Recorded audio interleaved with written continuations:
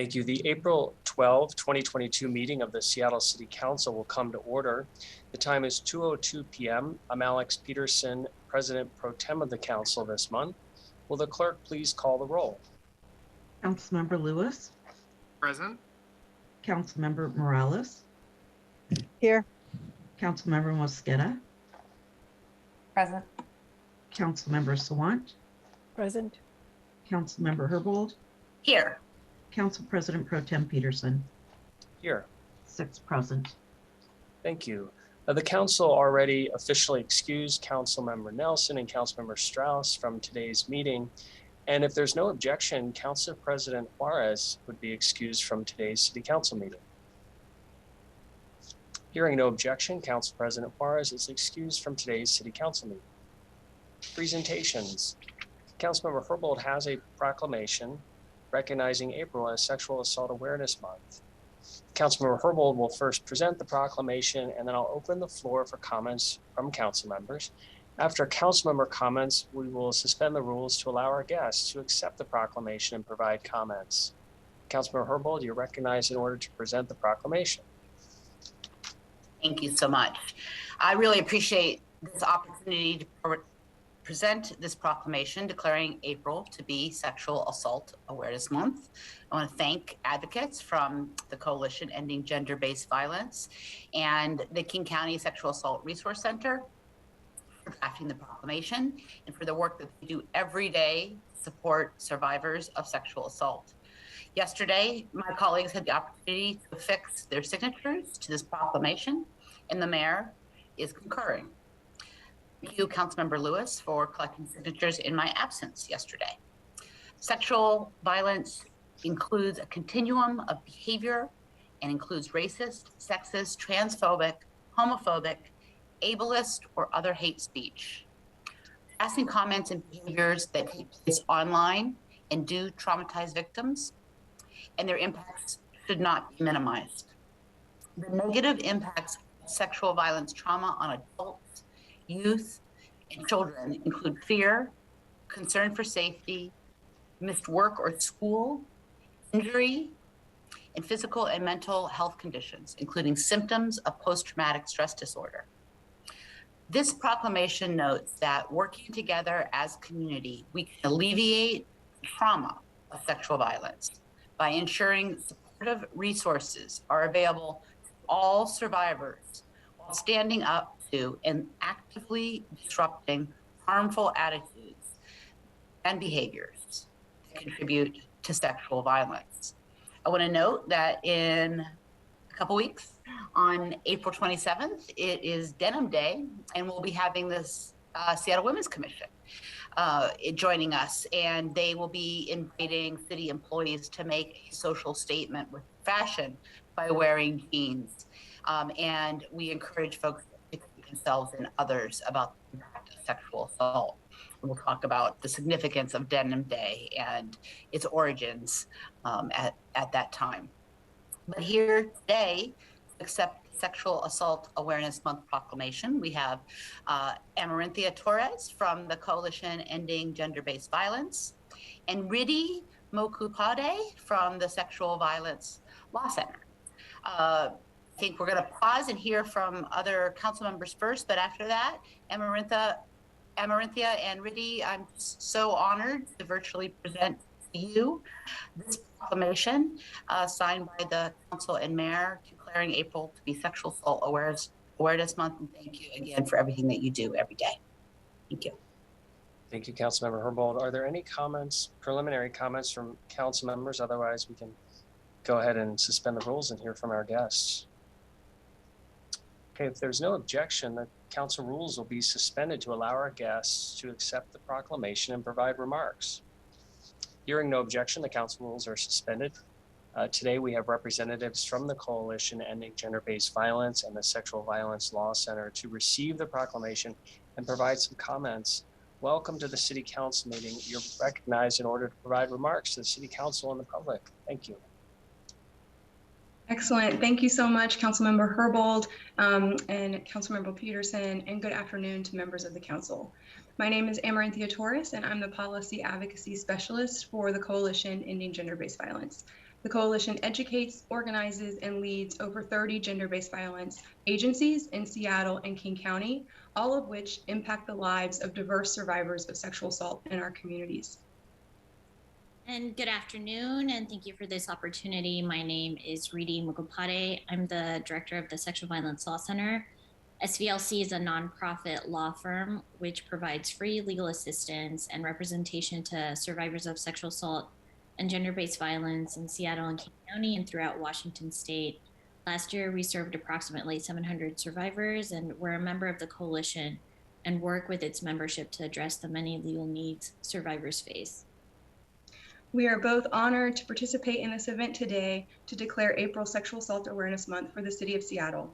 Awareness events this month and all through the year can be an important opportunity to make visible the persistent and pervasive nature of rape culture and abuses of power that continue to thrive in our society.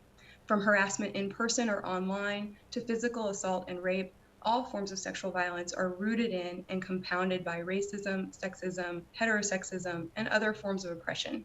Gender-based violence programs bear witness to this harm every day by supporting the survivors who experience it. To hear more about this work, I'm going to hand it over to Riti. Thanks, Amaranthia. The city's proclamation recognizes that sexual violence is never the victim's fault, yet we still have a ways to go to truly disrupt and prevent sexual violence in our communities. At SVLC, we represent all ages and all genders. Nearly 1/3 of our clients are youth. Over 60% of our clients identify as Black, Indigenous, or as a survivor of color. Through our work, we witness the sexual abuse to prison pipeline, where young girls and non-binary youth of color are sexually abused, assaulted, and harassed, and then dismissed or discarded for saying anything, and then blamed and punished for acting out of fear, frustration, or trauma. We represent and stand with survivors every day in courtrooms, in Title IX hearings, in HR investigations, in immigration interviews, in administrative meetings, and not only see the terrible impact and devastation from their sexual assault, but also from systems and institutions that prioritize their abusers' reputation and future over the survivor's trauma and safety. Reports of sexual assaults are at an all-time high. In the past 2 years, the number of calls and referrals we have received at SVLC have tripled, yet investigations and prosecutions are at some of the lowest in years. This is all while perpetration of sexual violence continues to evolve, which requires advocacy to evolve as well. The Sexual Violence Law Center now houses TECI, the Technology-Enabled Coercive Control Initiative. First started by advocates from the community we worked with, TECI has evolved into a trauma-informed legal response to abusers using digital technologies and platforms to control, harass, and humiliate a survivor. It's not good enough for us to tell a survivor to close an account, buy a new device, or just ignore it. Technology-enabled abuse is not the future, it's already here. And we cannot keep up with the number of cases that are referred, yet we're trying. For too long, abusers and perpetrators have been protected by institutions, supported by communities, their tactics ignored, their behaviors excused, or often blamed on their victim, who is then shamed, ousted, and isolated. It is for this reason it is so crucial that along with this proclamation, Seattle continues to support and prioritize services and programs for survivors. We ask survivors to step up and share their Me Too moment. Yet, if we do not make available counseling, housing, resources, social services, and civil legal aid to survivors who seek out support, we become another source of perpetuating the very trauma and abuse we seek to address. But this proclamation gives me hope. It is with recognizing and naming the problem, with prioritizing funding and increasing support for survivor services like Harborview Abuse and Trauma Center, Consejo, Mother Nation, King County Sexual Assault Resource Center, API Chaya, ADWAS, and the Sexual Violence Law Center, we can be the community survivors deserve. A community where survivors' voices are amplified, survivors are treated with dignity, and survivors access accountability, justice, and healing. Amaranthia? Thank you so much, Reedy. As Reedy so clearly explained, programs across the city have experienced a significant increase in the need for services, in part due to the profound effects of the pandemic, but also, I believe, due to the increased awareness of what sexual violence is and that help is available in our community. We must honor the courage and dignity of survivors by ensuring that supportive services are available and accessible to all survivors in our city. We are proud to stand with member agencies in their commitment to this goal and in their collective effort towards building a world free from sexual violence. Thank you to Councilmember Herbold and the entire Seattle City Council for making this issue a priority here today by proclaiming April Sexual Assault Awareness Month amidst all the other pressing business before the council. You use your powerful platforms to inspire awareness and action. Thank you for leading on behalf of survivors in our community. Thank you very much. Thank you both for presenting that. Thank you, Councilmember Herbold. Any final remarks? Okay. Thank you very much.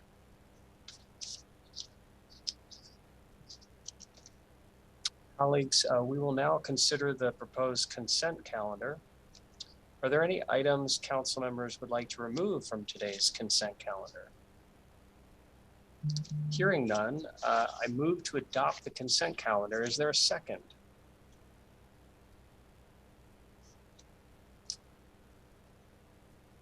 Second. Thank you. It's been moved and seconded to adopt the consent calendar. Just a quick note, today's consent calendar includes 19 appointments. And so I'd like to thank all the appointees for their willingness to serve, and the committee chairs and the department staff for their work on those appointments. We heard a lot of those in committee, and for the viewing public, all the application materials are published online. So with that, will the clerk please call the roll on the adoption of the consent calendar? Councilmember Lewis, Yes. Councilmember Morales, Yes. Councilmember Mosqueda, Aye. Councilmember Sawant, Yes. Councilmember Herbold, Yes. Council President Pro Tem Peterson. Yes. 6 in favor, none opposed. Thank you. The consent calendar items are adopted. Will the clerk please affix my signature to the minutes and legislation on the consent calendar on my behalf? Approval of the agenda. If there's no objection, the agenda will be adopted. Hearing no objection, the agenda is adopted. Colleagues, at this time, we will open the remote public comment period for items on the City Council agenda, introduction referral calendar, and the Council's work program. It remains the strong intent of the City Council to have remote public comment regularly included on meeting agendas. However, as a reminder, the City Council reserves the right to end or eliminate these public comment periods at any point if we deem the systems being abused or no longer suitable for allowing our meetings to be conducted efficiently and effectively.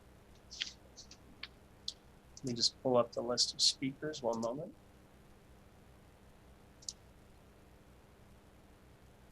Looks like we have just 2 or 3 speakers right now. So each speaker will be given 2 minutes to speak. Our city clerk will moderate this general public comment period, and I will now hand it off to her to read the instructions. Thank you. The public comment period for this meeting is up to 20 minutes, and each speaker will be given 2 minutes to speak. Speakers are called upon in the order in which they are registered to provide public comment on the council's website. Each speaker must call in from the phone number provided when registered and use the ID and passcode that was emailed upon confirmation. Please note this is different from the general meeting listen line ID listed on the agenda. If you did not receive an email confirmation, please check your spam or junk mail folders. Once a speaker's name is called, staff will unmute the appropriate microphone, and an automatic prompt of "you have been unmuted" will be the speaker's cue that is their turn to speak, and then the speaker must press *6 to begin speaking. Please begin speaking by stating your name and the item that you are addressing. Speakers will hear a chime when 10 seconds are left of the allotted time. Once you hear the chime, we ask that you begin to wrap up your public comment. If speakers do not end their comment at the end of the allotted time provided, the speaker's microphone will be muted to allow us to call on the next speaker. Once you have completed your public comment, we ask that you please disconnect from the line, and if you plan to continue following this meeting, please do so via Seattle channel or the listening options listed on the agenda. The public comment period is now open, and we'll begin with the first speaker on the list. Please remember to press *6 after you hear the prompt of "You have been unmuted." And our first speaker is Howard Gale, followed by David Haynes.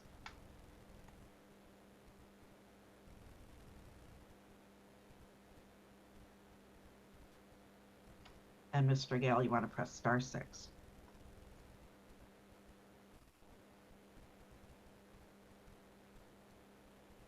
Good afternoon. Howard Gale with seattle.gov, commenting on our failed police accountability system.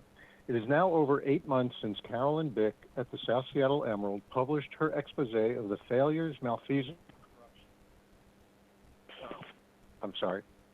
corruption at Seattle's key police accountability agencies, the OIG and the OPA. Yet we know of no actions taken by the council to address these disturbing reports, no findings of any independent investigations if there are any. The council has become inured to a policing system that too often responds with unjustifiable violence and is rarely held accountable. The clearest evidence of this is what we have now we've now gone over 3 months without even knowing the name of the man experiencing a severe behavioral health crisis murdered by the SPD on January 5th. The council, especially the Public Safety Committee, has not only displayed gross indifference at the failings of our police accountability system, but has gone to great lengths to paper over and defend these failings.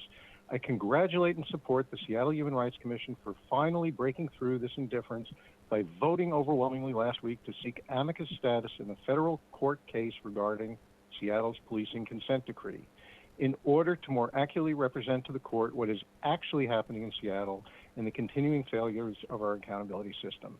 In response to the Human Rights Commission announcement and in a failed attempt to highlight the work of the Community Police Commission, Council Member and Public Safety Chair Lisa Herbold cited a letter the Community Police Commission wrote concerning omissions in the SPD's crisis intervention data. What Council Member Herbold fails to note in this letter is that this letter notes only one relatively minor concern and leaves out the long list of serious concerns I had detailed to Councilmember Herbold over 3 months ago via email as regards this very data set. I encourage people to contact the Seattle Human Rights Commission and support them in this pursuit to uncover the failings of our accountability system and the stories of those harmed by both police and by these failed systems.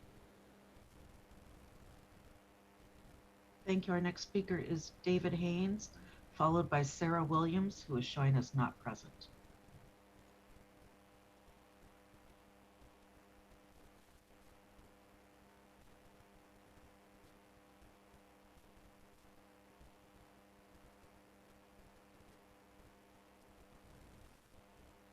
And I'm not seeing Mr. Haynes. And Okay. Sarah, there we go. Thank you, David Haynes, District 7. Perhaps we need a federal investigation of the Housing Levy Oversight Committee and City Hall's conflict of interest conspiring to use taxes to finance unqualified nonprofit developers politically connected to organizers, activists, and the Democratic Party's operatives hiding within nonprofit donors, the owners of government housing and homeless projects who help with the Democrats' re-election apparatus, never keeping them honest. And a better oversight about creating warehouse echo, low quality, modern third world slum housing, acting like they're doing people of color a favor, forced to accept a lesser of subpar home. Beneficiaries of housing levy dollars should be used and are needed for 21st century first world quality housing built by carpenters, union qualified workers, and noble contractors. Not Plymouth Housing, Seattle Housing, or Sharon Lee of Lehigh, always squandering millions of tax dollars hiring cheap developers, skimming and shortchanging the quality, forced into fixing rundown real estate empire within 20 years, wasting tax dollars twice. We need private sector to step up with incentives to robustly redevelop America, not corrupt homeless service contractors, never held honest about low quality abuse and data manipulation.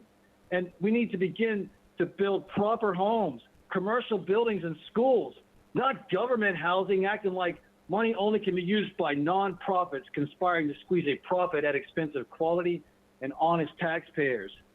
We need legislation to incentivize on all levels the Federal Reserve Bank and all these capital markets and banks to free up the capital to incentivize a huge, robust build out of 21st century first world homes. Stop with the nonprofit, unqualified developer favors that help reelect Democrats who are corrupt. Our next speaker is Sarah Williams, and she's showing as not present. And that's the end of the list, Council President. Thank you. We have reached the end of the list of registered and present speakers. So the public comment period is now closed. We're ready to move on to the items on the regular agenda. Will the clerk please read item 1 into the record? The report of the Finance and Housing Committee, Agenda Item 1, Resolution 32047, a resolution establishing a watch list of large, complex, discrete capital projects that will require enhanced quarterly monitoring reports for the 2022 calendar year. The committee recommends the resolution be adopted as amended. Thank you. Councilmember Mosqueda, as chair of the committee, you may provide the committee report.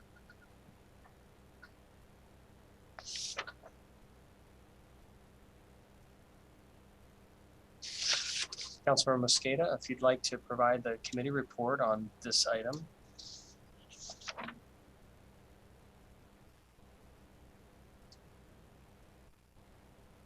I'm also fortunate to be a member of Chair Mosqueda's committee and can speak briefly to the watch list if Councilor Mosqueda is not available right now.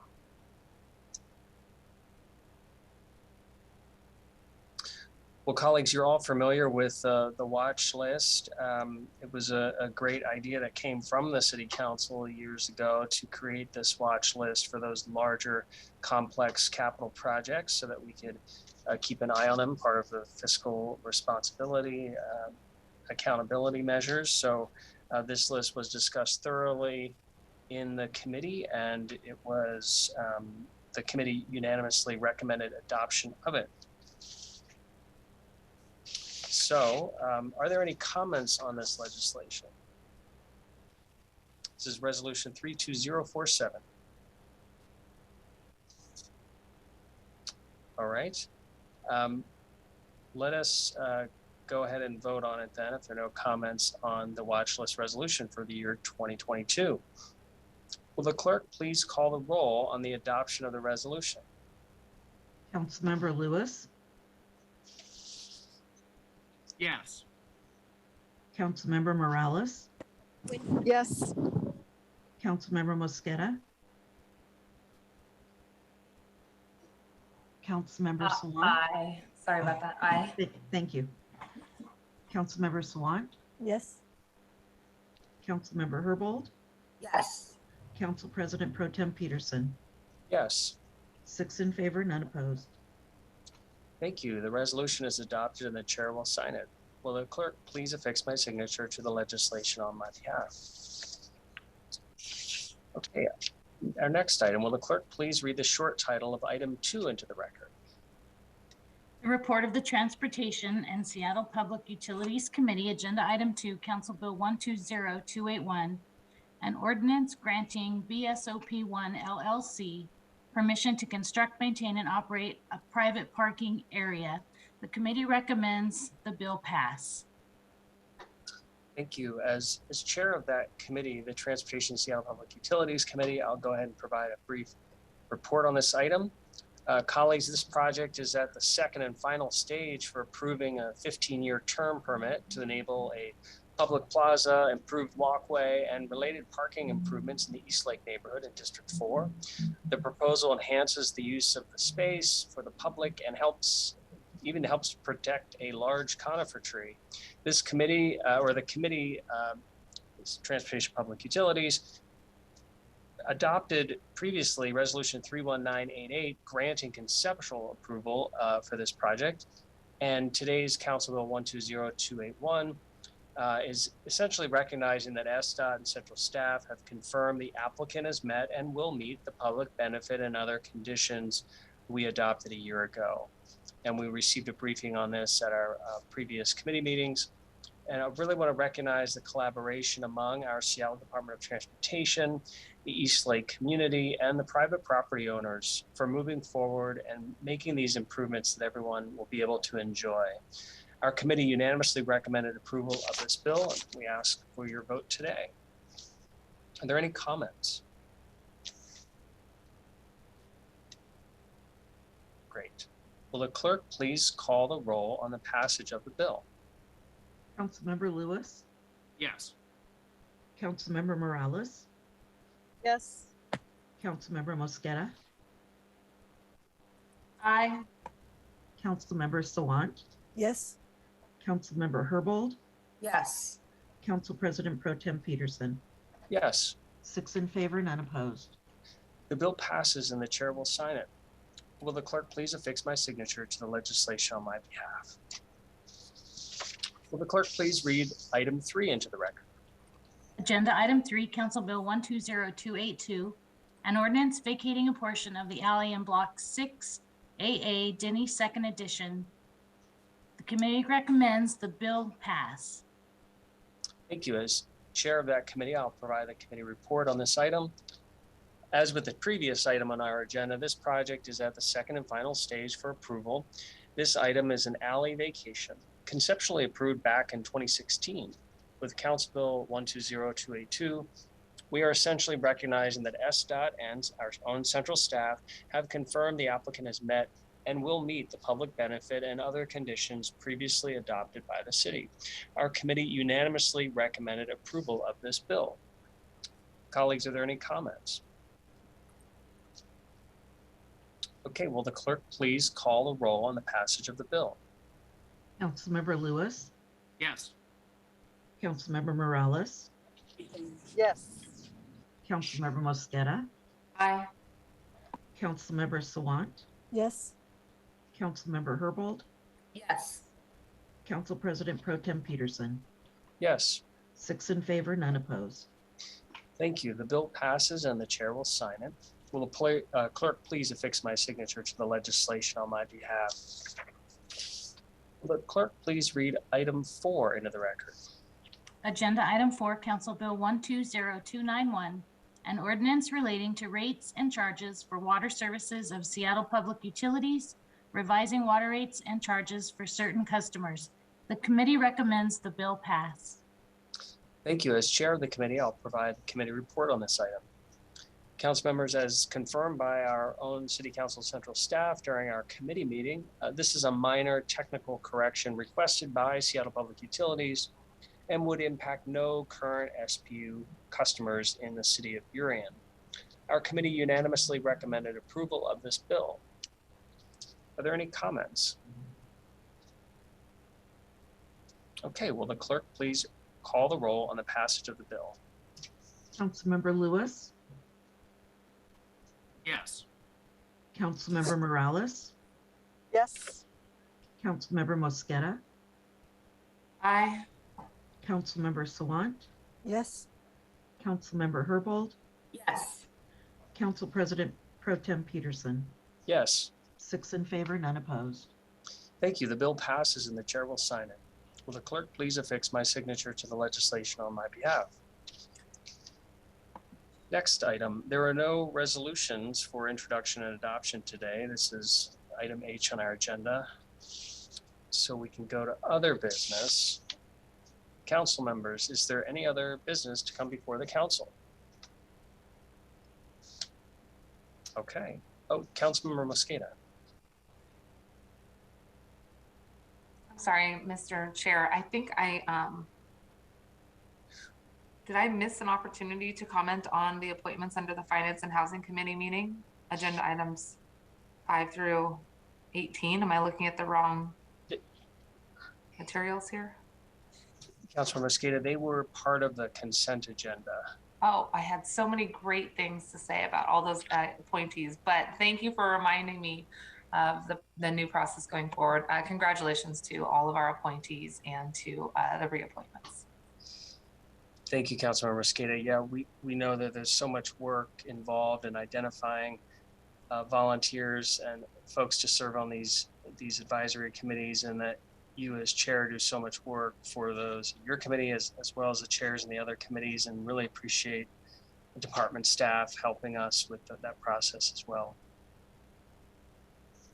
All right, so is there any other business to come before the council?